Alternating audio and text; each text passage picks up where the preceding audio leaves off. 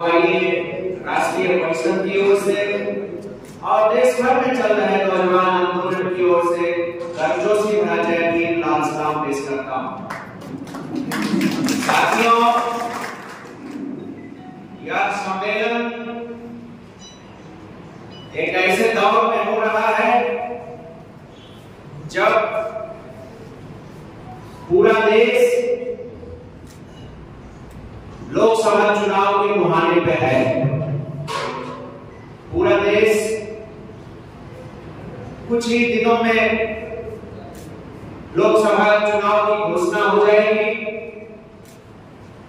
और देश में चुनाव होंगे, नई सरकार चुनी जाएगी। हम सब जानते हैं कोई भी चुनाव उस मुल्क के लिए बहुत ही खास मायने रखता है। हम उस चुनाव में सरकार के शासन का, उनकी नीतियों का हम मूल्यांकन करते हैं और उसके बाद हम चुनाव में जाते हैं नई सोच के साथ। उनका हिसाब किताब करते हैं कि जनता के लिए, देश के लिए, नौजवानों के लिए, महिलाओं के लिए, दलितों, आदिवासियों के लिए वो सरकार कितना बेहतर रही, अच्छा काम किया, उनकी नीतियां लोगों के कितने जरूरी साबित हुए, इसका एक हिसाब किताब लगाने का समय आता है और ये वही समय है। इसलिए हम सब लोगों की ये जिम्मेदारी होनी चाहिए कि ये 10 साल का जो मोदी का शासन रहा है, जिस शासन ने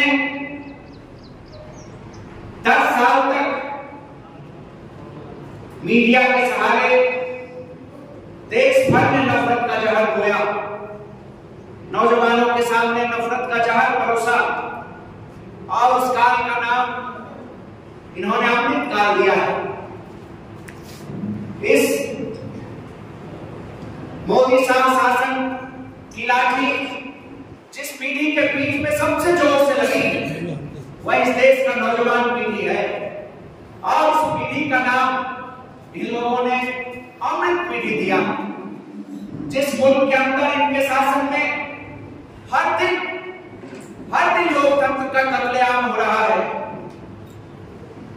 उस देश को ये लोग मदर ऑफ डेमोक्रेसी कह रहे हैं, जहां विकास को, विध्वंस को विकास का नाम दिया गया। ये इस पूरे 10 साल की सच्चाई है। सबका साथ, सबका विकास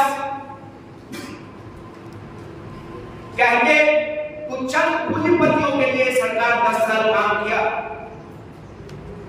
और इसीलिए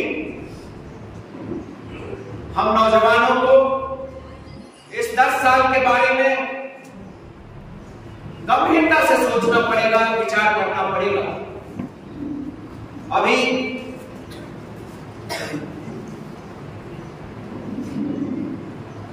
कुछ दिन पहले सुप्रीम कोर्ट का एक आदेश आया और इन्होंने जो एक स्कीम लाया था इलेक्टोरल बॉन्ड का, उस स्कीम के माध्यम से चोरी चुपके पूंजीपतियों से चंदा लेते थे, जिसकी जानकारी सार्वजनिक नहीं करते थे। ऐसा उन्होंने उस स्कीम में प्रावधान लाया था। सुप्रीम कोर्ट ने कहा कि यह इस देश के लोकतंत्र के लिए खतरा है, नुकसानदेह है और लोगों के जो सूचना के अधिकार है, उस अधिकारों का हनन है। इसीलिए इस स्कीम को रद्द किया गया और एसबीआई, जिसको ये बॉन्ड जारी करने की इजाजत थी, एसबीआई को कहा कि 6 मार्च तक आप अभी तक जितने भी 16,000 करोड़ रुपए का जितने भी बॉन्ड जारी किए गए, जिस किसी के नाम से जारी किए गए, जिस किसी को जारी किया गया, इस सब की जानकारी इलेक्शन कमीशन के वेबसाइट पे आप दीजिए, इलेक्शन कमीशन को दीजिए, इसको सार्वजनिक कीजिए। और अभी 2 दिन पहले एसबीआई ने कहा कि हमें लोकसभा चुनाव के बाद, मतलब जून के आखिरी महीने में, जून के आखिर में तक का हमें वक्त दिया जाएगा, उसके बाद हम इसको सार्वजनिक करेंगे, इसका डिटेल हम देंगे। इसका सीधा सीधा मतलब है, और कई सारी इस तरह की बातें आ रही हैं कि 30 से ज्यादा कंपनियां ऐसी हैं जो भाजपा को पहले कभी चंदा नहीं देती थी, और उस कंपनियों के यहां ईडी और इनकम टैक्स का छापा पड़ा। उसके बाद उन कंपनियों ने इलेक्टोरल बोर्ड के माध्यम से इनको चंदा देना शुरू किया। इसका सीधा सीधा मतलब है, ये एक ऐसा स्कीम जिसके माध्यम से आप चोरी चोरी, डरा के, धमका के या उनको फायदा पहुंचाने वाली नीतियां लाकर आप हजारों करोड़ रुपयों की वसूली इस पूंजीपति तबके से आपने किया, और इसकी जानकारी जनता को ना हो जाए, इसके लिए एसबीआई को आपने कहा कि जून के आखिरी में आप इसका डिटेल दीजिए, ताकि तब तक चुनाव खत्म हो जाए। तो ये पूरे देश के अंदर, ये कह लीजिए कि आजाद भारत का पहला इतना बड़ा सरकारी, जिसमें प्रधानमंत्री संलिप्त हो, सीधा प्रधानमंत्री संलिप्त हो, सबसे बड़ा घूसखोरी है, सबसे बड़ा वसूली है, इसलिए वो इसको सार्वजनिक करना नहीं चाहते। इस सरकार ने हर साल 2 करोड़ नौजवानों को रोजगार देने का वादा किया। 10 साल हो गए, कायदे से 20 करोड़ नौजवानों को रोजगार मिल जाना चाहिए था। रोजगार देने की बात तो छोड़ दीजिए, पहले से जो रोजगार के अवसर मौजूद थे, पहले से जो रोजगार का पद खाली था, 30 लाख से ज्यादा पद अभी भी देश भर में केंद्र सरकार के खाली, उसको नहीं भरा गया। नए एक भी रोजगार सृजित नहीं किए गए।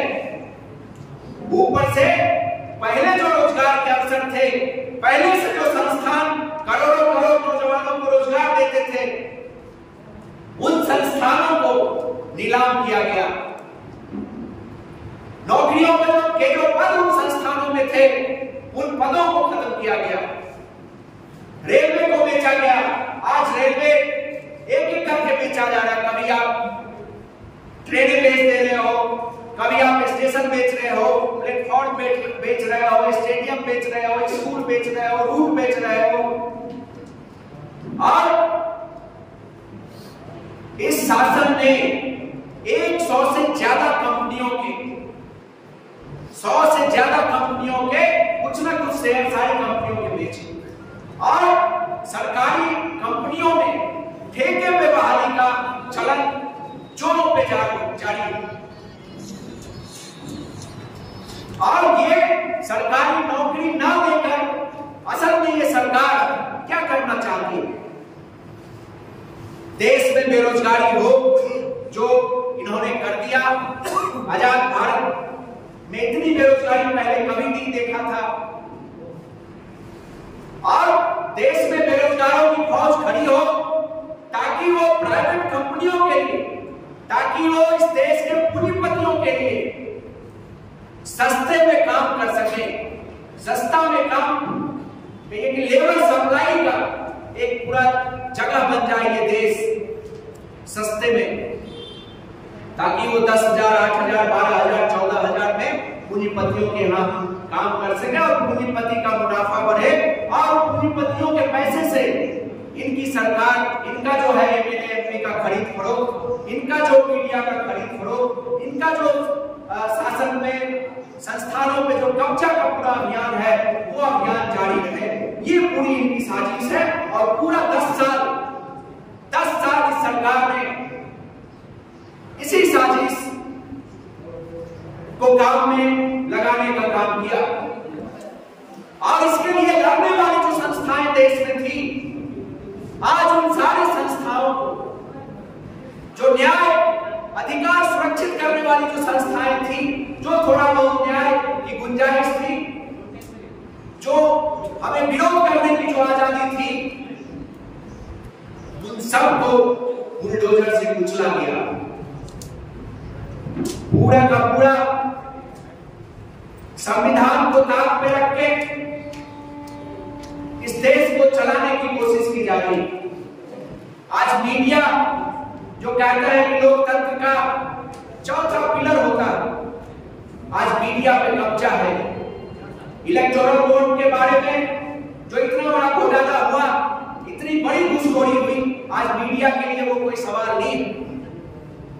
जो विकास के नाम पे देश भर में बुलडोजर राज चल रहा है, विध्वंस का पूरा खेल चल रहा है, इस देश की मीडिया के लिए वो कोई सवाल नहीं। आपने 16 लाख करोड़ रुपया पूंजीपतियों के माफ कर दिए और किसान आत्महत्या कर रहे हैं। लाखों लाख किसानों ने आत्महत्या किया। 2014 से लेके 2022 तक 1 लाख से ज्यादा किसानों ने आत्महत्या किया। वो इस मीडिया के लिए कोई खबर नहीं है। अभी हमने देखा कि मुंबई में जो एक ब्रिज, इन्होंने एक पुल बनाया और पुल की हालत ये है कि आप ये कह रहे हैं कि एक साइड इसका और दूसरा साइड वो मिल ही नहीं रहा। तो ये उनके विकास का मॉडल है। और देश भर में इसको छुपाने के लिए, इस नाकामी को, इस पूंजीपतियों की जो सेवा 10 साल इन्होंने किया, इसको छुपाने के लिए पूरा नफरत का खेल, नौजवानों को नफरत में धकेल देने की पूरी साजिश चल रही। इसलिए साथियों, हम लोगों ने इनकलाबी नौजवान सभा ने, आरओआईए ने देश भर में एक अभियान लिया और नारा दिया। देश भर में नारा दिया, नफरत नहीं जवाब दो, 10 साल का हिसाब दो। और इस नारे के साथ हम कई महीनों से गांव-गांव में जा रहे हैं, मोहल्लों में जा रहे हैं, कस्बों में जा रहे हैं, नौजवानों से मिल रहे हैं। और ये 10 साल की जो पूरी तबाही बर्बादी हुई है, नौजवानों के भविष्य पे जो हमले हुए, जो नौजवानों के अधिकार, उनके रोजगार के अवसर को जो खत्म किया गया, इन बातों के लेके हम नौजवानों के बीच जा रहे हैं। अभी हमने देश भर में, देश के 100 जिलों में इनकलाबी नौजवान सभा ने जनमत संग्रह कराया और उसमें रोजगार से संबंधित हमने सवाल नौजवानों से पूछे। 3 सवाल हमने नौजवानों से पूछे और देश भर के 3,70,000 नौजवानों ने उस जनमत संग्रह में भाग लिया और उसमें 80% से ज्यादा नौजवानों ने इस सरकार के 10 साल की जो नीतियां रही हैं, उस नीतियों के खिलाफ, उन नीतियों को नौजवानों के भविष्य को अंधकार में धकेलने वाला बताया। और आने वाले समय में भी हमारा यह अभियान जारी रहेगा, क्योंकि ये नहीं चाहते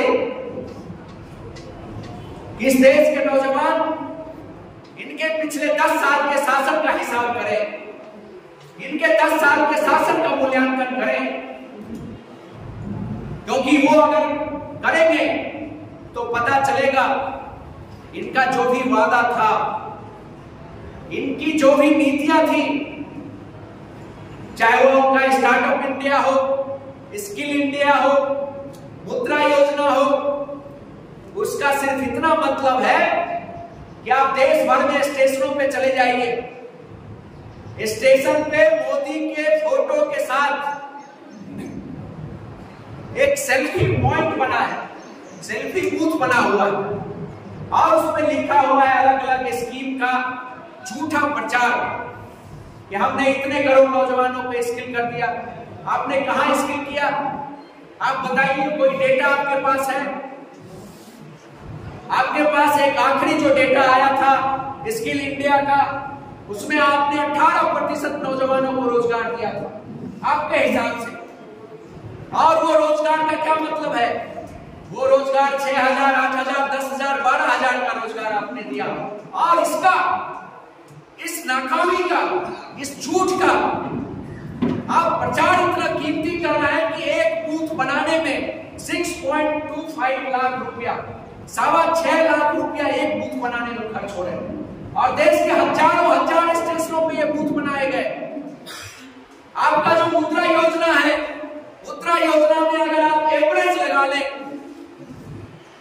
अगर आप नौजवानों के मिले हुए पैसे जो उनको लोन दिया गया, उस लोन का अगर औसत निकाले तो 23 से 25,000 रुपया तक नौजवानों को रोजगार करने के लिए लोन मिला।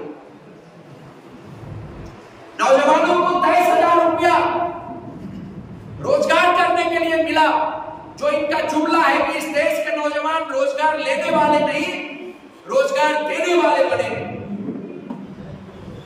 तो रोजगार देने वाले बनाने की जो आपकी नीति है, उसकी पूंजी कितनी है, लागत पूंजी कितनी है?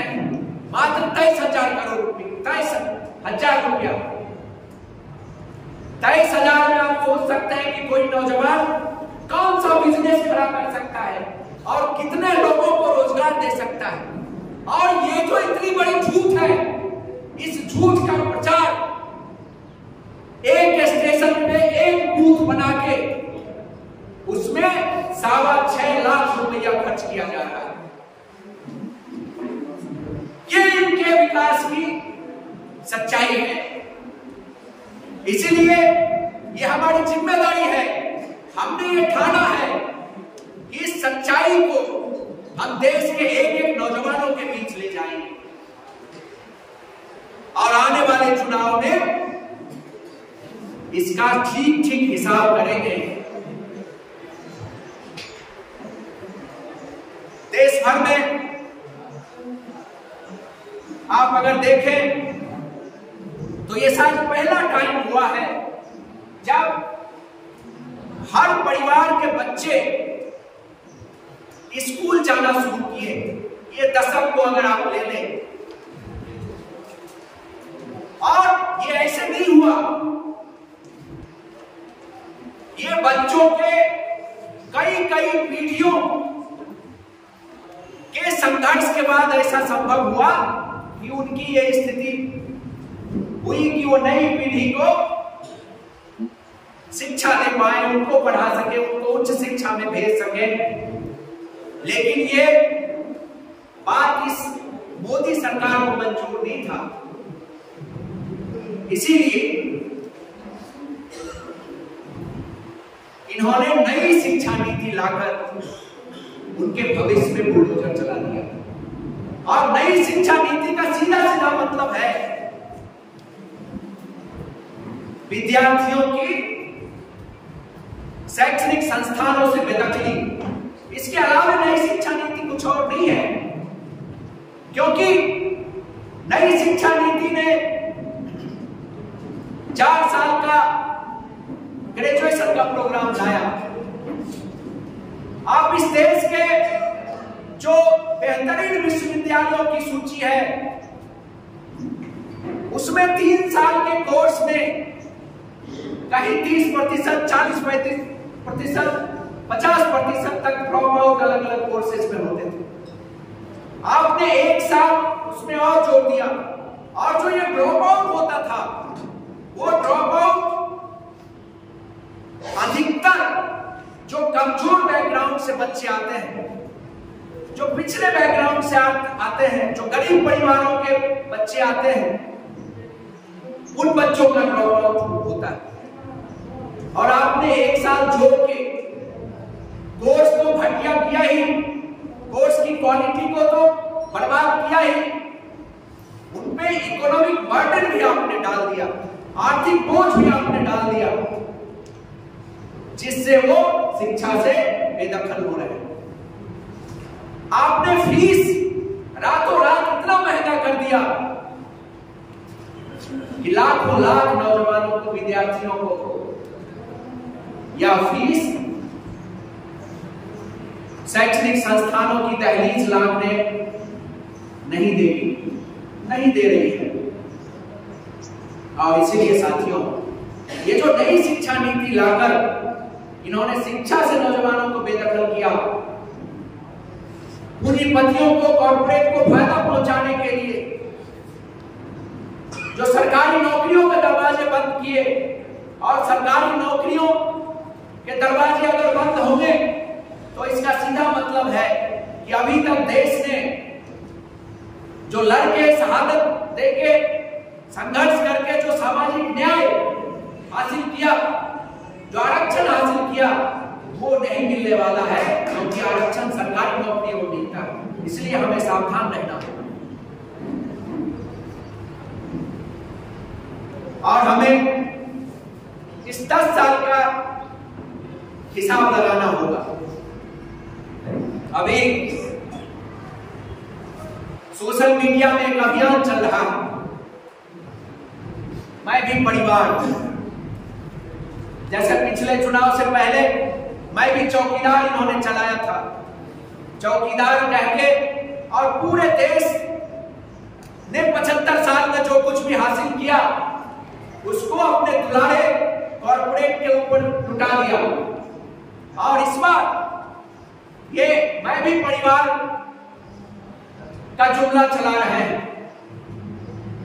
और आने वाले समय में हम नौजवानों को एकजुट होकर उनसे पूछना पड़ेगा कि आप बताओ, 1 लाख से ज्यादा किसानों ने जो आपके शासन में आत्महत्या किया, वो आपके परिवार के थे कि नहीं? ये सवाल हमें उनसे पूछना पड़ेगा। हम उनसे पूछेंगे कि किसान आंदोलन जो आपके 4 काले कानूनों के खिलाफ हुए दिल्ली की सरहदों पे, उस किसान आंदोलन में जो 750 से ज्यादा किसानों ने शहादत दी, वो आपके परिवार के लोग थे कि नहीं? आप बताइए। हाथरस के अंदर, कठुआ के अंदर, देश के अलग अलग हिस्सों में जो बलात्कार की घटनाएं हुई और आपकी पार्टी के लोग तिरंगा लेकर बलात्कारियों के पक्ष में खड़े हुए, क्या वो आपके परिवार के लोग थे कि नहीं? हम ये भी पूछेंगे, इस देश की महिला पहलवान जो देश के लिए कई कई मेडल लाए, वो आपके परिवार का हिस्सा है कि नहीं? हम ये सवाल उनसे करें। जिनको आप दिल्ली की सड़कों पे आपने घसीटा, आपने उन्हें आंदोलन विरोध तक करने की इजाजत नहीं दी, और देश भर में जो इनका बुलडोजर राज है, जो इनका विपक्ष की आवाज, विरोध की आवाज को खामोश कर देने की जो पूरी साजिश है, जो देश में जिसको चलन बना देना चाहते हैं, आज उमर खालिद से लेकर मिरान हैदर से लेकर सर्जिल इमाम से लेकर दर्जनों नौजवान कार्यकर्ता जेल के अंदर हैं। हम यह भी पूछेंगे कि आप बताइए, आप जो कह रहे हैं कि 140 करोड़ लोग हमारे परिवार के लोग हैं, तो ये लोग आपके परिवार के नहीं? क्योंकि इस 10 साल के शासन में इन्होंने अपना एक परिवार जरूर बनाया, और ये बात जनता जानने लगी है। और वो परिवार क्या है? वो परिवार है नीरव मोदी का। उस परिवार के सदस्य विजय माल्या है, मेहुल चौकसी है, जो इस देश का हजारों हजार करोड़ रुपया लेके देश से बाहर भाग गया।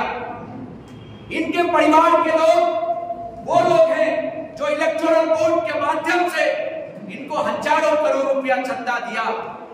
इनके परिवार के लोग वो हैं जिनके लिए दिन रात एक करके, जिन पूंजीपतियों के लिए दिन रात एक करके इनकी सरकार, इनकी संस्थाएं काम कर रही है। और ये बात इस देश की जनता को समझ आने लगी थी, इस देश के नौजवानों को समझ आने लगा था। इसीलिए इन्होंने एक नया जुमला लाया, और ये हम कहते फिर रहे हैं कि 140 करोड़ देशवासी हमारे परिवार के लोग। इसलिए साथियों, ये इस तरह के नए नए जुमले हमें दिग्भ्रमित करने के लिए, हमें रास्ते से भटकाने के लिए, हमें चुनावी मुद्दों से अलग हटाने की तमाम तरह की कोशिश करेंगे। हमारे ऊपर यह ऐतिहासिक जिम्मेदारी है कि हम इनसे इधर उधर जाने नहीं दें।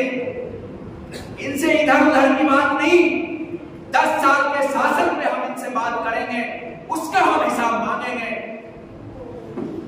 और इस देश के ऊपर, इस देश के संविधान के ऊपर जो हमले हैं, जो लोकतंत्र के ऊपर हमले हैं, जो देश की आजादी के ऊपर हमला है, जो हमारी उपलब्धियों को छीन करके पूंजीपतियों को दे देने की जो इनकी साजिश है, इस साजिश के खिलाफ नौजवानों की बड़ी एकता, बड़ी एकजुटता की जरूरत है, समय की मांग है। और हम सब लोग भगत सिंह अंबेडकर, फूले पेरियार के रास्ते पे चलने वाले लोग हैं। हम सब लोगों ने इतिहास को देखा है, इतिहास से प्रेरणा लेते हैं, इतिहास से ऊर्जा लेते हैं। और इतिहास से ऊर्जा लेते हुए, चाहे वो अंग्रेजी हुकूमत से लड़ने का इतिहास हो या देश के अलग अलग दौर में आजाद हिंदुस्तान के अंदर अपने हक, हुकूक, अधिकार, रोजी रोटी के लिए लड़ने का इतिहास है।